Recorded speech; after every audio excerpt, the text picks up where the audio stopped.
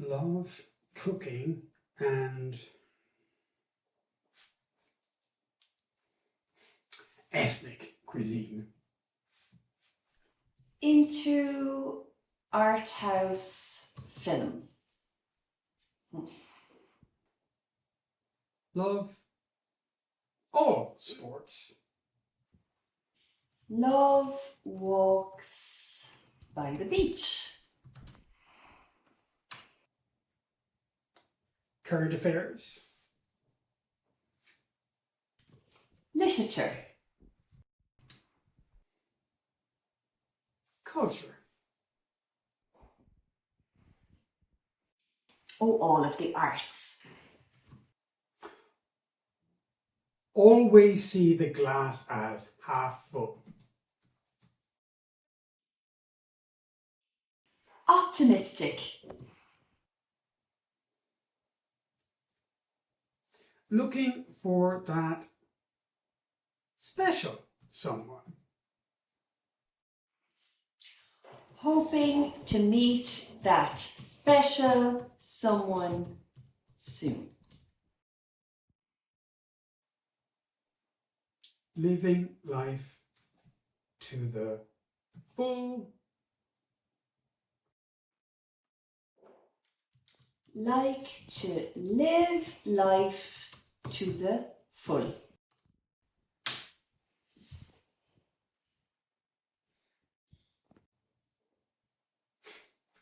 Good sense of humor.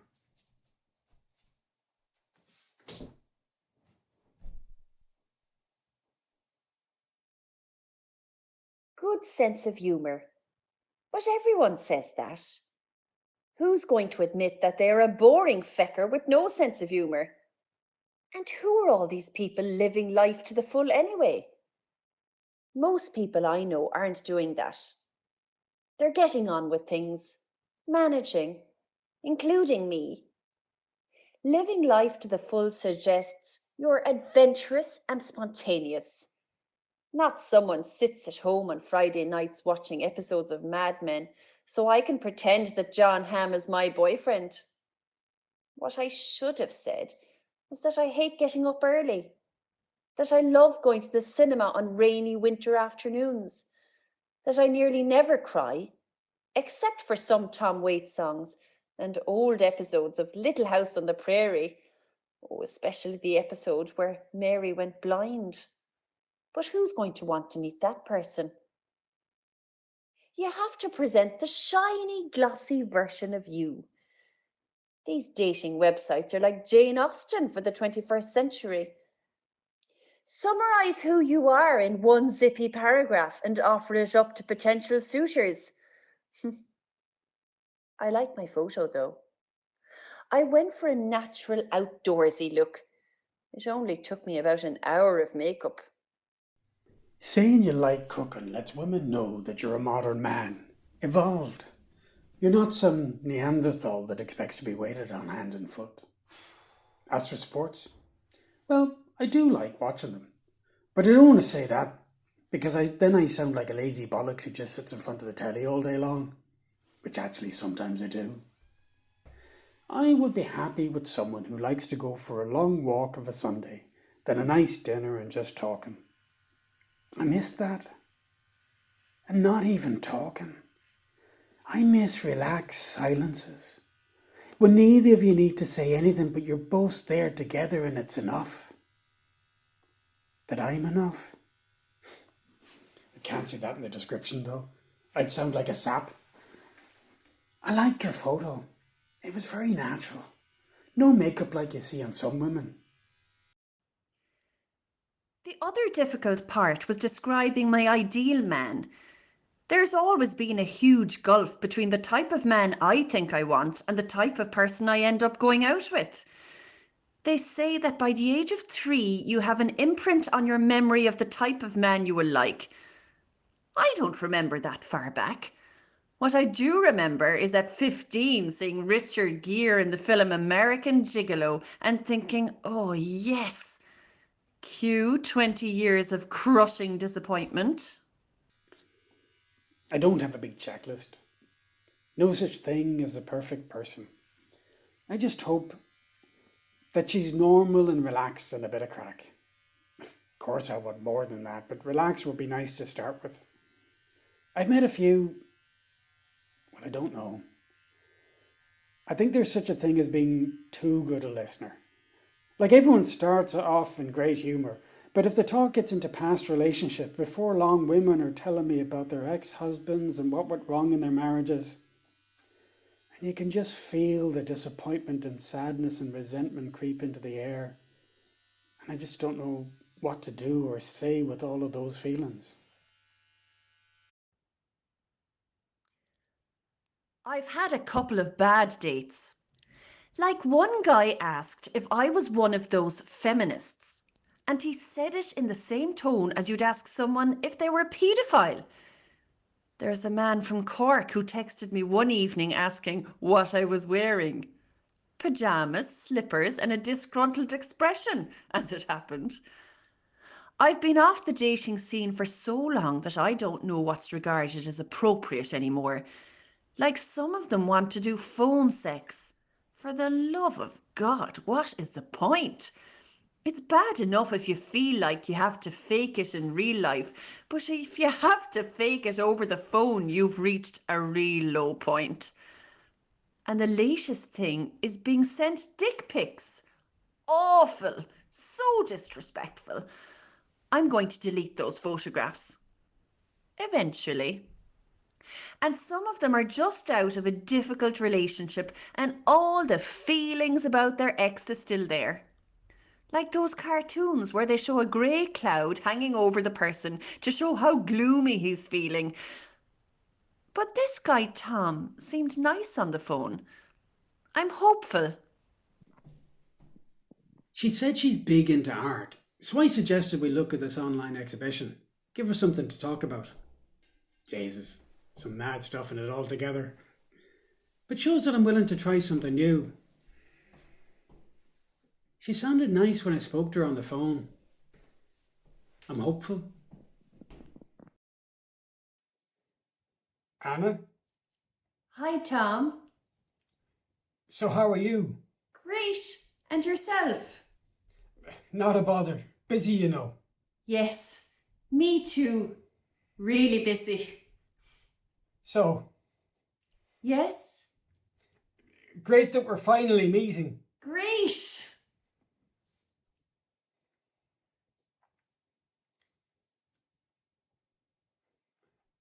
So that art exhibition was great altogether. Wasn't it fantastic? Such wonderful work. They showed great use of colour and form. Oh, right, I agree. Interesting use of perspective.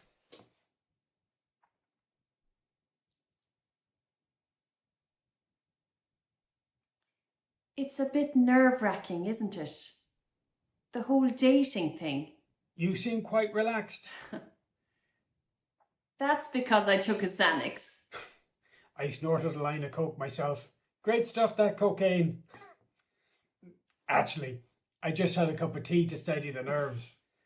I gave up the drink for a while. Oh, fair play to you. That's what everyone says. Fair play to you, Tom. But actually what they mean is are you a sad alco or what, Tom? As if there's no other excuse to give up the gargle than being an alcoholic. But you're not. No, I was just getting a bit too fond of the drink, so I decided to knock it on the head. Anyways, that's a conversation for another time.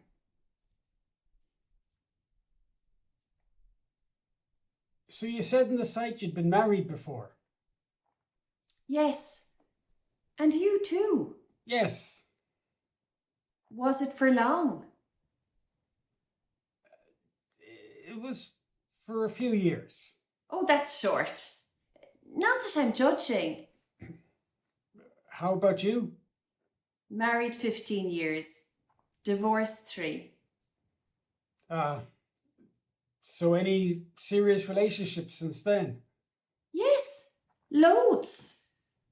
Loads. Not really loads. A few.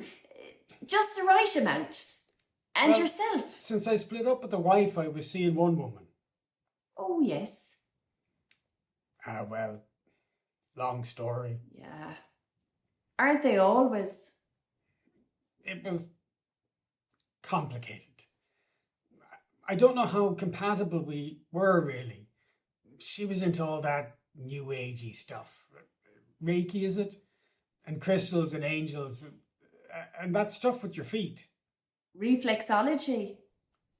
That's the one. A load of old bollocks. I'm a reflexologist. Oh, Jesus, sorry. Just kidding. Oh, very funny. I don't know, she was just always searching for something more. She was always trying to improve herself. I think she finally decided that she'd improve her life by leaving me. It's a big thing now, trying to improve yourself. You have to be your best self, improving, leaning in, becoming more accomplished, living up to your potential, moving forwards, upwards, progressing. Well, if it makes you happy. And Jesus, it doesn't. It's bloody exhausting. Who wants to have to be their best all the time? Anyway, I've moved beyond all of that. I'm into meditation and mindfulness now. It's all about being in the moment. I really think it's the path to contentment. But isn't it just the latest thing, though? What do you mean? Well, like something that's a fad. Like eating avocados or line dancing. Remember how popular that was in the 1990s? Are you comparing meditation to line dancing? No, I'm just saying that in a few years' time, something else will be in fashion. We'll all be told there's another way to eat, exercise, and live. It's not because I've been told to do anything that I'm doing this. I'm an independent thinker. I'm doing this because it's brought me a lot of inner calm. I'm not sure how independent you can be when you're following someone else's way of living. And you seem awful keyed up for someone who's supposed to have a lot of inner calm. And you seem kind of judgmental for someone who described themselves as easygoing. What was it you said? You always accept people as they are. And didn't you say that you're living life to the full? That living life to the full thing is nonsense. Who do you know that is living their life to the full? It's just one of those things you say, though, isn't it? I think it's all about enjoying the small moments. Like that scene in James Bond when Halle Berry emerges from the sea. I felt the same way when I watched Daniel Craig. So are you really into art? Yes. Well, no. Sports? Not really. Cooking? Well, I like cooking shows on the telly. Maybe we should start again. I'm Anna, and I like waking up late on a Saturday morning, knowing the weekend stretches out ahead of me, and I love that first sip of coffee. I'm Tom. I love avocados, line dancing, and meditation.